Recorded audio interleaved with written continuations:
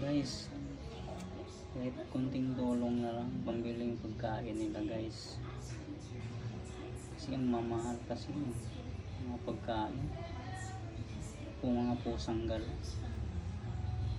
Naawa kasi ako sa mga ganito, walang nagpapakain, inaampon ko na lang. Kahit kunting tulong na lang guys, yun yung sa Gcash, kahit piso-piso, malaking tulong na yun guys, para matulungan natin yung mga pusang gala.